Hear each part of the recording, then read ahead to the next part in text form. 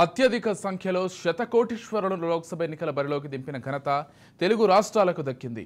వివిధ రాష్ట్రాల నుండి పోటీ చేస్తున్న అభ్యర్థుల వివరాలను పరిశీలించి అసోసియేషన్ ఫర్ డెమోక్రటిక్ రిఫార్మ్స్ సంస్థ ఈ మేరకు ఒక నివేదికను ప్రకటించింది.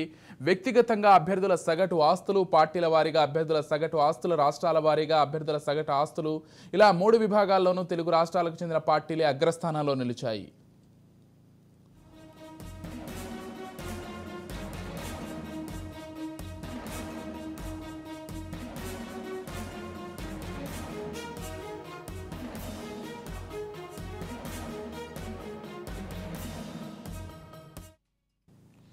లోక్సభకు పోటీ చేస్తున్న అభ్యర్థుల ఆస్తుల లెక్కలకు సంబంధించి రూపొందించిన ఏడీఆర్ నివేదికలో వైఎస్ఆర్సీపీ 8వ స్థానంలో ఉండగా సిపిఎం చివరి స్థానంలో ఉంది. అత్యధికంగా ధనిక అభ్యర్థులను నిలిపిన పార్టీలో తెలుగుదేశం పార్టీ మొదటి స్థానంలో నిలిచింది.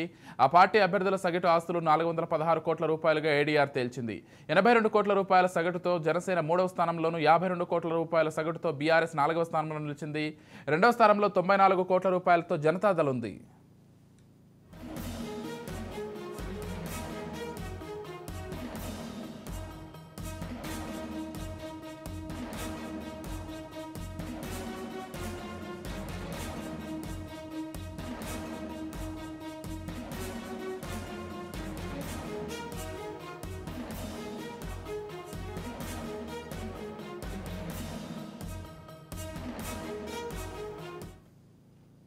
గుంటూరు లోక్సభ నియోజకవర్గం నుండి ఎన్నికల బరిలోకి దిగిన పెమ్మసాని చంద్రశేఖర్ 5,706 కోట్ల రూపాయలతో దేశంలోని అత్యంత ధనిక అభ్యర్థిగా రికార్డుకెక్కారు.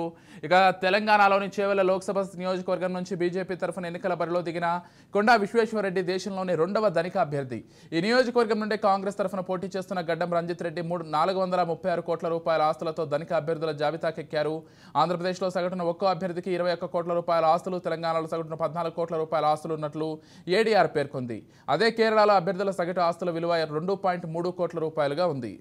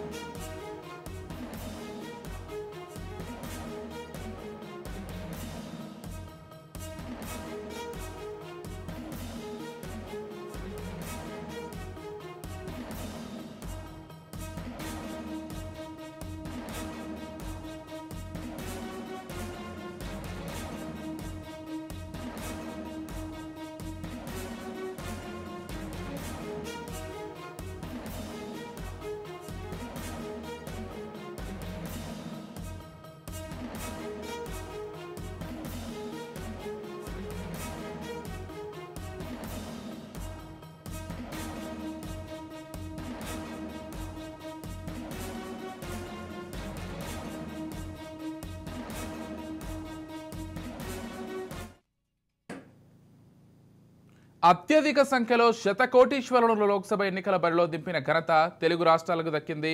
ఇక వివిధ రాష్ట్రాల నుండి పోటీ చేస్తున్న అభ్యర్థుల వివరాలను పరిశీలించి అసోసియేషన్ ఫర్ డెమోక్రటిక్ రిఫార్మ్స్ సంస్థ ఈ మేరకు ఒక నివేదికను ప్రకటించింది.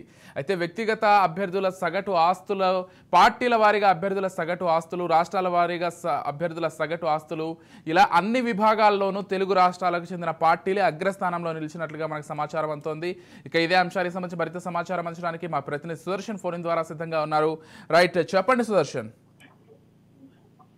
ఇదే రీసెంట్ గా జరిగినటువంటి దేశవ్యాప్తంగా జరిగిన సార్వత్రిక ఎన్నికల్లో డబ్బు ఏడుగులు చారింది. పెద్ద ఎత్తున కోటీశ్వరులు ఎన్నికల బరిలో దిగారు. వారిలో ఎక్కువ మంది తెలుగు రాష్ట్రాల నుంచి ఉన్నారు.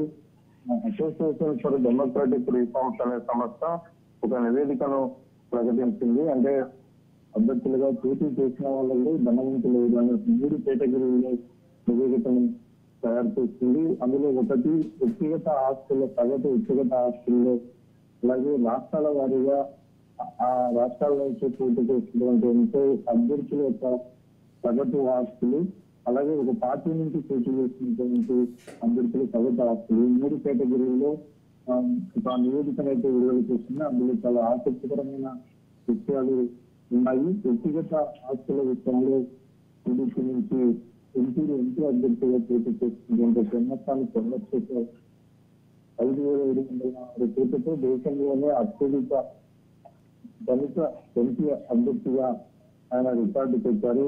అలాగే తెలంగాణ నుంచి చేవెళ్ల లోక్సభ అభ్యర్థిగా బీజేపీ నుంచి బరిలో చేసిన అంగా విశ్వేశ్వర రెడ్డి దేశంలో 2 దళిత అభ్యర్థిగా ప్రకటించారు. అలాగే అదే నియోజకవర్గం నుంచి కాంగ్రెస్ పార్టీ తరఫున బరిలో దిగినటువంటి గొడ్డం రంజిత్ రెడ్డి 4,06 కోట్లతో ఆయన ధనవంతు అభ్యర్థుల లిస్టులో ఆయన ఉన్నారు. ఇక పార్టీల సగటు విషయానికి వస్తే పార్టీల సగటు విషయంలో కూడా టీడీపీనే మొదటి స్థానంలో ఉంది. ఆ పార్టీ అధ్యక్షుల సగటు ఆస్తుల 416 కోట్లతో టీడీపీ మొదటి స్థానంలో ఉంటుంది. జనసేన కూడా 52 కోట్ల రూపాయల సొంత అభ్యర్థుల సగటు ఆస్తులతో 3వ స్థానంలో నిలిచింది. జనతా దళ్ 2వ స్థానాన్ని కైవసం చేసింది. బీఆర్ఎస్ పార్టీ తెలంగాణలో కాంగ్రెస్ పార్టీ కానీ బీఆర్ఎస్ పార్టీ 54 కోట్ల సగటు ఆస్తులతో బీఆర్ఎస్ పార్టీ అభ్యర్థులు అందరూ కలిగి ఉన్నారు. బీఆర్ఎస్ పార్టీ 4వ స్థానంలో రాష్ట్రాల వారిగా చూస్తే కూడా ఆంధ్రప్రదేశ్ లో ఒక్కొక్క సగటు అభ్యర్థి 21 కోట్ల రూపాయల ఆస్తులు కలిగి ఉన్నారు. తెలంగాణలో అయితే 14 కోట్ల రూపాయల సగటు అభ్యర్థి ఆస్తులు కలిగి ఉన్నట్టుగా తెలుస్తుంది. ఇందులో ఆంధ్రప్రదేశ్ రాజస్థానంలో కేరళ అభ్యర్థుల సగటు ఆస్తుల విలువలో చివరి స్థానంలో నిలిచింది. అక్కడ ఒక్కొక్క అభ్యర్థి సగటు ఆస్తి 9.3 కోట్ల రూపాయలుగా ఆ నివేదిక వెల్లడించింది. పెరిగిన అంశాలు రద్దు ప్రవాహం అధికంగా కొనసాగింది. అభ్యర్థులు కొంతమంది శక్తికి నుంచి అప్పులు చేస్తున్నది ఎంతో డబ్బులు ఖర్చుపెట్టినటువంటి పరిస్థితి చేస్తుంది. అయితే ఎలక్షన్లో విజయానికి డబ్బులు ఒకటే మారుతున్నాయి. డబ్బులు విజయం అందిస్తాయి అంటే అది లేదు. డబ్బు అనేది కారణంగా తక్కువ విజయానికి కొంత దోహదపడే అంశమైనప్పటికీ ఇంకా అన్ని ఫ్యాక్టర్స్ ఉంటాయి. అయితే ఎన్నికల పైలో తిరుగుతుంటే ఇలాంటి ధనవంతుల అందరూ యొక్క బయట నుంచి రేపు 4వ తేదీన ప్రజలు తమ ఓటు ద్వారా ఇలా బయటపడుతుంది. రైట్. Thank you Sudarshan.